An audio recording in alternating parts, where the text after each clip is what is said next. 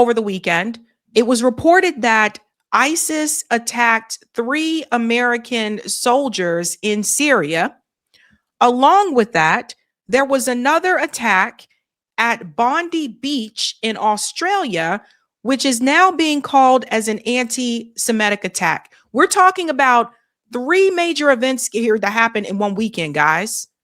Bondi Beach, ISIS attacks American soldiers in Syria, and now Brown University. I don't think this is a coincidence at all. This is all happening in plain sight. Listen to what Donald Trump said about the ISIS attack. You know how it happened? It was an ambush, terrible. We also have 3 wounded. They seem to be doing pretty well. But we mourn the loss. These are 3 great people. And it's just a terrible thing. Syria, by the way, was fighting along with us. The new president of Syria is, as they told me, and I'm not surprised. Their volume isn't that great on this, guys, because there's the helicopter. It sounds like a helicopter nearby. But what he is saying is that there was an ambush attack against those American soldiers. And he said Syria was working along great with us, the president of Syria. Now, let's remember Jolani, who is the president of Syria, who's basically installed by the U.S. government. Let's remember that he was former Al-Qaeda. This guy was the same person that was wanted for years, and they had this reward, like millions of dollars reward, to turn this guy in. And somehow the U.S. government decided to, let's get Jolani and make him our puppet. And they managed to convince a lot of American people that he's this good, great guy now, and he's now the president of Syria. That was all in part of the overthrow of Assad. So now we see in Syria, Israel has made their way in. They're taking over parts of Syria as they plan to do so anyway. But now with a Western puppet installed, they kind of have free reign. And now you have people also, once again, being killed in Syria because Israel is just going and wreaking havoc. So there's that. Now you have this report that ISIS went rogue and attacked and ambushed these 3 American soldiers. You know, we've caused so much chaos in the Middle East, and people are surprised that this could even be a thing. And we don't even know if this is all true. But all of these things that are happening aren't happening out of a vacuum, in my opinion. Let's continue here. He's devastated by what happened. This was an ISIS attack on us and Syria. And again, we mourn the loss and we pray for them and their parents and their loved ones. Very, very sad. Mr. President, will the U.S. retaliate against ISIS? Yeah, we will. And there it is. They asked him, will the U.S. retaliate against ISIS? He said, yeah, we will. So there goes more war. Interesting how that just happens to happen. Just out of nowhere. You haven't really been hearing about ISIS in quite some time. Now, all of a sudden, out of nowhere, they're back in the news. And he's like, yeah, we're going to have to go retaliate against them, which means more conflict in the Middle East. Forces are attacked again. You're going to be safe. We will retaliate. Thank you very much. That is President Trump on the South Lawn just moments ago as he was about to board Marine One for the short trip up to Baltimore for the Army-Navy football game. On some aspects of that, very direct and very blunt in his reaction in terms of retaliation. Michael, your thoughts about what we just heard? Well, first, I thought it was, of course, appropriate, and that's what the nation wants to hear. They want to hear sorrow, but they want to hear that we're going to go after our adversaries, and you got that out of the president.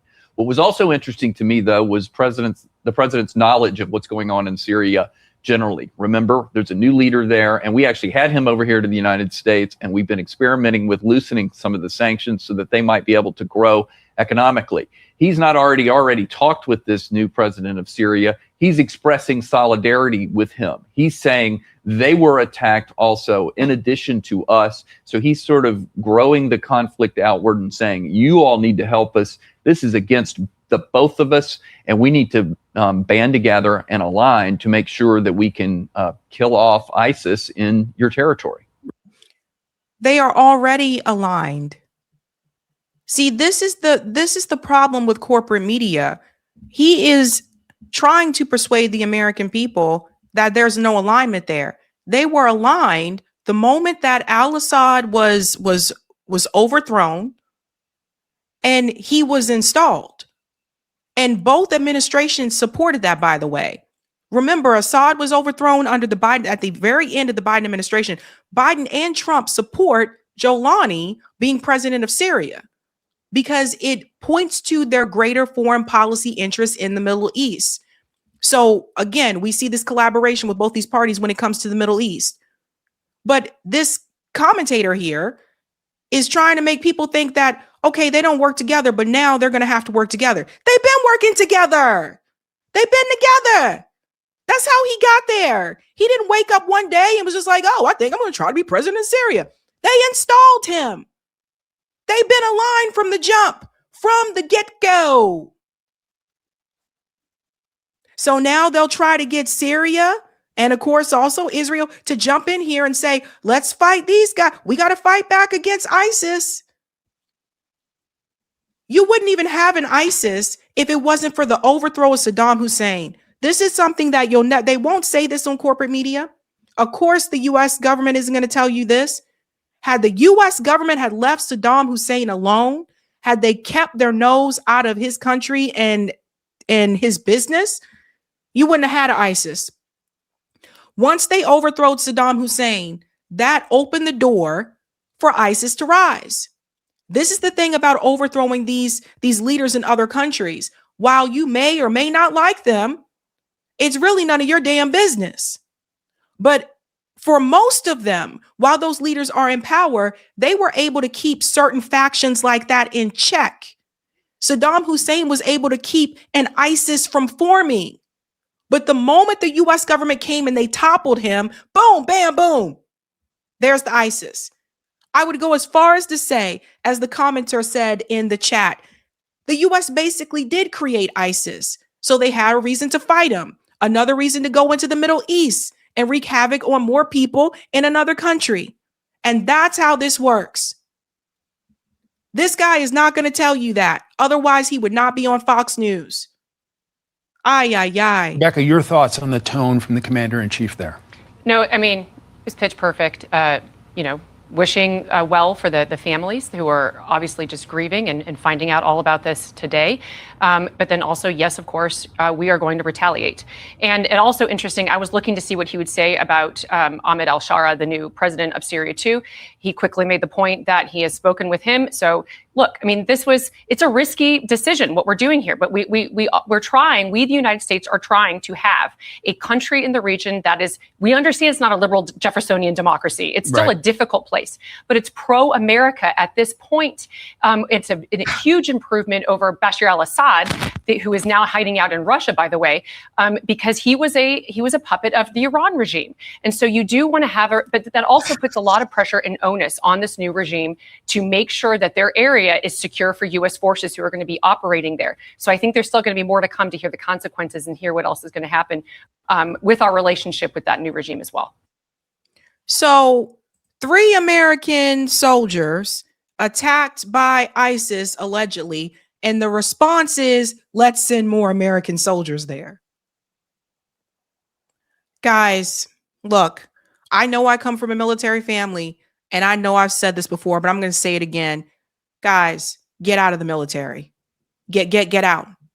Do not go risk your life for this country, for this regime. Get out of the military. Just get out. Run as fast as you can. Now, when I say that this is all happening in plain sight, I found it very interesting. Over the same weekend, there was another attack in Australia, and this is all connected, at Bondi Beach. And they are saying this attack is anti-Semitic. And this is what I'm trying to tell you guys. It's all connected. They're trying to raise Israel's influence on the world stage, from the pastors going to Israel to these attacks, one after another. trying to get more people to get on board with Israel and what they want. And the US government is going to use these attacks as an excuse to continue escalating in the Middle East and also to bring about censorship, which is another thing people need to look forward towards. Listen to this. A gunman killed at least 11 people in an attack on Hanukkah celebration on Sydney's Bondi Beach. Now, this is in Australia, but all this happened in the same day. 2 gunmen attacked a Hanukkah celebration on Sydney's Bondi Beach on Sunday, killing at least 11 people in what the Australian Prime Minister Anthony Albanese called an act of anti-Semitic terrorism that struck at the heart of the nation. The massacre at one of Australia's most popular beaches followed a wave of anti-Semitic attacks that have roiled the country over the past year. You see where this is going, folks? One gunman was fatally shot by the police, and the second was arrested and in critical condition, authorities said. Police said one gunman was known to security services, but there was no specific threat. At least 29 people were confirmed wounded, including 2 police officers. So here comes the narrative, guys. Here it comes. This gentleman here at Bondi Beach, I believe he is Israeli. Listen to what he says after the attack. We can kill the Jews. That's the Jews. Government did nothing. Before Israel did anything. For 3 weeks, Israel didn't do anything. And here, there were marches and celebrations that Jews and Israelis, because not only Jews, all the Israelis were Bedouins killed, Arab killed, foreign workers killed, German people were killed, like Argentina, everywhere they were killed. And what did Australia do? Our government, Albanese and Penny Wong, gave $25 million to Gaza. Why? To make Hamas stronger and to show people locally that it's okay to kill people. That's why we have it here. We're just celebrating. Kids are celebrating. So does everybody see what is happening here? So here it comes, folks. Look at all these attacks that are happening. And again, this is Australia of all places. So here we go again. Like I said, I do not believe it is a coincidence that you had these 3 attacks in one weekend, back to back to back. And by the way, Australia supported Israel. Australia supported Israel and continued to support Israel. Ay. Kids were celebrating. Kids were getting some food. There were a lot of activities like face painting, bubbles, rock climbing. So kids being kids. There were a lot of kids, different age, from under 1 year old to like 15, 16. A lot of kids. There's the shooting stuff happening. Not only kids, adult, elderly people came here to see. It's a kids' party. Notice he keeps saying it was the kids. It's a kids' party. Lots of kids. There are a lot of kids in Gaza too. So again, look at who is prioritized. Now all of a sudden you care about the kids because they're Israeli, because they're like you. They're not the Gaza kids. So does everybody see? So they're doing this thing now where it's like, oh, well, people sympathize with the kids in Gaza. So maybe, we can make this important to people know that this was a kids party. This was a kids event. And look at how these kids were hurt. But you not care about those Gaza kids. Hanukkah is primarily for kids. This person who went there, he knew what he was doing. And can you talk to me about like the moments of the shooting? So when did you realize? Explain. When I realized, when I saw a dead person. And when other people start seeing a dead person, when everybody realized it's not a joke. This is like 7th of October. This is like Nova Festival in Israel. This is exactly that way. That's what people on the Nova Festival, young people came to have fun. That's what they have experienced. Exactly the same. The terrorists came and killed them. Then how people in Australia? I'm talking to all the people. You're ABC. I'm talking to all the people in Australia. You have to stand with Israel. You have to stand with Israel because in Israel we have exactly the same values as in Australia. They value life. Those people value death. And there it is. See, look what's happening. So you got to stand with Israel because this happened. That's the narrative, ladies and gentlemen. So you see what he's saying? He said this is like October 7th all over again. Those numbers don't even compare. And it definitely doesn't compare to the number of people that have been killed in Gaza. in no way, shape, or form. But again, because it's Israel, because he's Israeli, because it's Israelis, you should prioritize and feel more pity. This is where we're at now, folks, ladies and gentlemen. I told you I had a feeling something like this would happen. Now, I will give kudos to this woman who shut this down immediately. Australian woman completely shut down a Zionist journalist. Listen to this also about the Bondi Beach attack. The horror of anti-Semitism has been unleashed in Australia, and it hasn't been properly dealt with by authorities. And this is where we are now. You know, I don't want to blame anyone tonight other than the people that perpetrated this horror on our community. No one else is to blame. And I don't want to get into that tonight because we have a community that is in shock, that is grieving. You know, I'm in shock.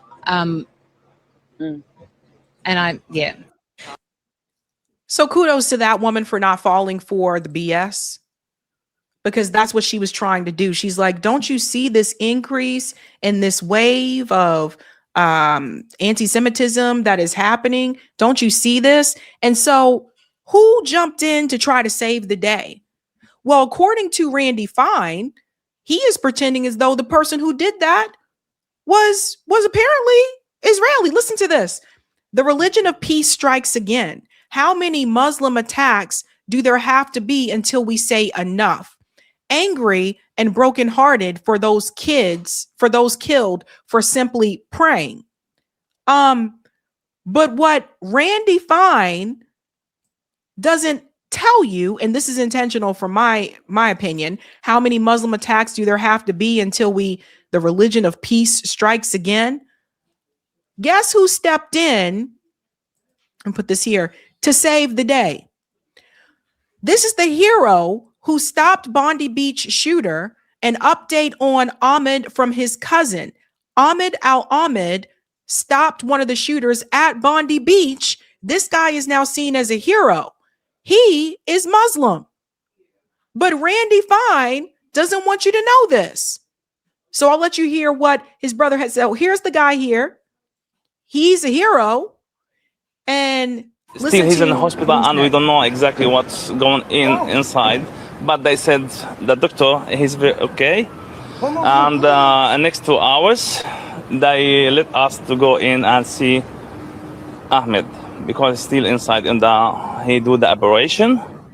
But we hope he will be fine. He's a hero, 100%. He's a hero because what we see on the social media, he's like is 100% hero. To his shoulder? Yeah, he have 2 shots, one in his arm here and one in his hand.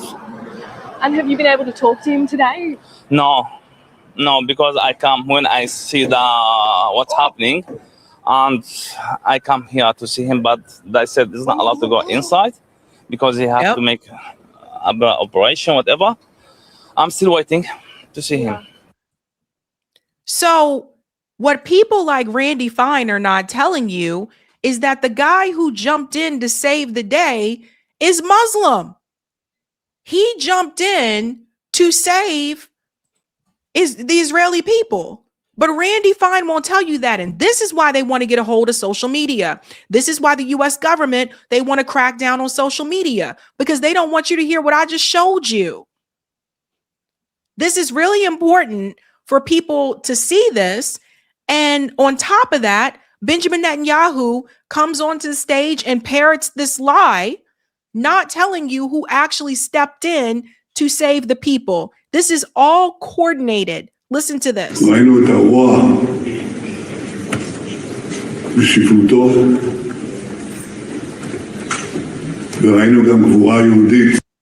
We have seen evil at its worst, and we have also seen Jewish heroism at its best.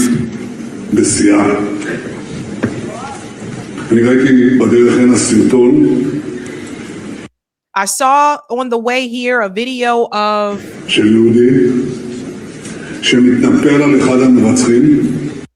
he said he saw a video on the way over to this event that he's at of a Jewish person pouncing on one of the murderers. That is not true. The person who did that was Muslim. And here he is spreading this narrative. So people like him, Randy Fine, they get out in front of it and tell people, look, It was one of us who came forward to save our people, when the reality is it was a Muslim man who jumped in to help protect you. And they don't want you to know that. They don't want to hear it because it ruins their entire narrative. It ruins their entire game plan. I would not be surprised if there weren't a couple of agents at that damn beach. Would not be surprised. So it's just lie after lie after lie. And that's why they want to crack down on social media. That's why they want to come forward with these things. So guys, we have got to keep our eye on the ball. We got to pay attention to what is happening. Again, it's happening in plain sight. They're not even trying to hide it anymore. They're not even clever with this anymore. Do they really believe a number of Americans just sitting back here like, oh, wow, all these 3 attacks just happened back to back to back in one weekend? Oh, no, we're under attack. No, most of us have a brain. It's getting crazy out here, folks. Buckle up. Hey, guys, this was a Sabby clip. If you like what you saw, hit that like button and subscribe.